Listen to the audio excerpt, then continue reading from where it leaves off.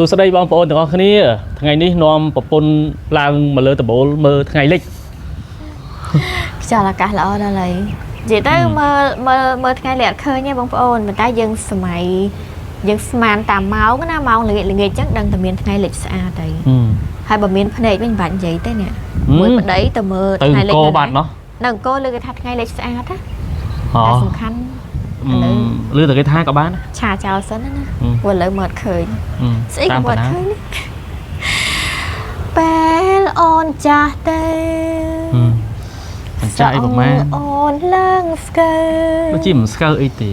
ហើយដើរកងកងណាកងទៅចាស់កងហ្នឹងពេលអូនចាស់ទៅអូននៅក្បែរបងចាស់ឡើងនៅក្បែរតាឆ្លងឆ្នាំហើយតាំងពីក្មេងបងឆ្លងឆ្នាំហើយហើយមិនមានអារម្មណ៍ថាប្លែកអីអត់ដូចជាអត់ប្លែកអីផងអត់ប្លែកទេធម្មតាឆ្លងឆ្នាំហើយអូនមិនកើនអាយុមួយឆ្នាំទៀតហ្នឹងហើយហើយឥឡូវស្ទាបមើលតែកើនអាយុមួយឆ្នាំទៀតយើងមិនចាស់ជាងមុនតែដូចជាមិនអីទេចាស់អត់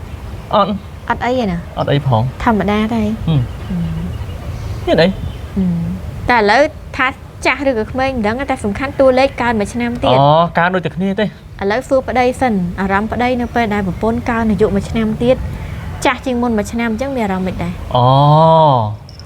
បងកាន់តែស្រឡាញ់ប្រពន្ធកាន់តែចាស់កាន់តែស្រឡាញ់ពូកន្លងមកប្រពន្ធលះបង់សម្រាប់ប្តីច្រើនពេកច្រើនណាស់អញ្ចឹងហើយគឺគ្មានអីត្រូវគិតថាប្រពន្ធចាស់ហើយប្រពន្ធអាក្រក់លេងស្រឡាញ់លេងអីគឺមិនមែនទេកាន់តែស្រឡាញ់ថែមទៀតហើយមួយយ៉ាងទៀតឥឡូវនេះគឺផ្ដល់កណ្ដោមួយដ៏សំខាន់សម្រាប់ប្តីទៀតណាដូចគេនេះនៅក្នុងផ្ទៃនេះអូ8ខែហើយកូនស្រីបាន8ខែហើយមានបងប្អូនយើងគាត់ខមមិនសួរដែរគាត់ខមមិនថាបងទាំងពីរអ្នកមើលអត់ឃើញនេះគ្នាអញ្ចឹងពេលសម្រាប់កូនមកមើលមកកូនមិនឃើញចម្លើយគឺអត់អាចប្រកែកបានទេគឺមើលអត់ឃើញនឹងឯងបើយើងពិការទាំងពីរអ្នកមើលមកកូនមិនឃើញតែសំខាន់ការស្ដាប់សំឡេងកូនហើយនឹងស្ទាបកូនព្រោះនៅក្នុងពោះចេះក៏រំភើបណាស្ទាបរាល់ថ្ងៃស្ទាបពោះរាល់ថ្ងៃចង់ស្ទាបកូនពេលដែលកូនសម្រាលមកថាខ្ជូតបែបណាអញ្ចឹងណាគួរឲ្យស្រឡាញ់បែបណាហើយតែមិនអីទេសង្ឃឹមថាកូនជាកៅភ្នែករបស់ឪពុកម្ដាយណាពេលដែលគេចេះស្គាល់មុខពួកយើងគេអាចនឹងជាអ្នកមើលយើងវិញត្រឹមត្រូវហើយប្រាប់នៅរាល់អ្វីផ្សេងដែលនៅជុំវិញខ្លួនយើង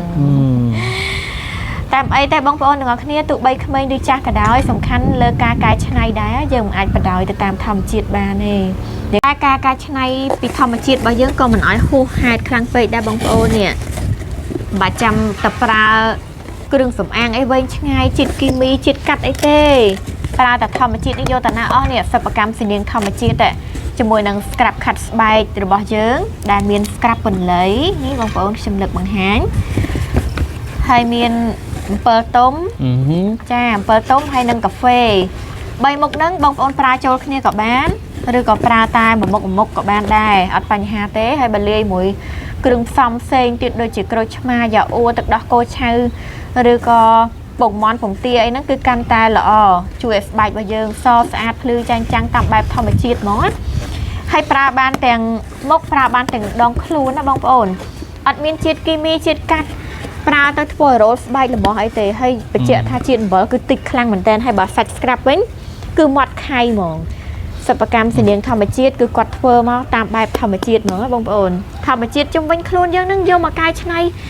ទៅណាអស់ធ្វើឲ្យសម្រស់ស្រស់ស្អាតហើយបានយូរទៀតណាហើយសិប្បកម្មនេះគឺជារបស់កូនខ្មែរទេណាបងប្អូនកុំភ្លេចចង់បានសម្រស់ស្រស់ស្អាតបំបត្តិស្នាមអុចខ្មៅស្នាមសង្វារជួយឲ្យសាច់ទន់រលើបរលោងដូចស្បែកកូនង៉ែតណាកុំភ្លេចជាមួយនឹងសិប្បកម្មស្រីនាងធម្មជាតិជាពីខាត់ឲ្យក៏អូបមែនតើហ្មងដល់ចិត្តគេសួរ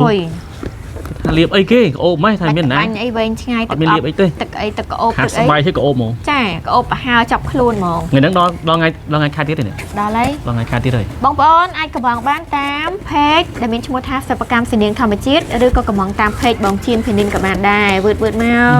បងប្អូនណាសង្ឃឹមថាជួយទិញម្នាក់មួយឈុតអរគុណច្រើនជួយឡាជួយសៀទាំងអស់គ្នាណាបាយបាយ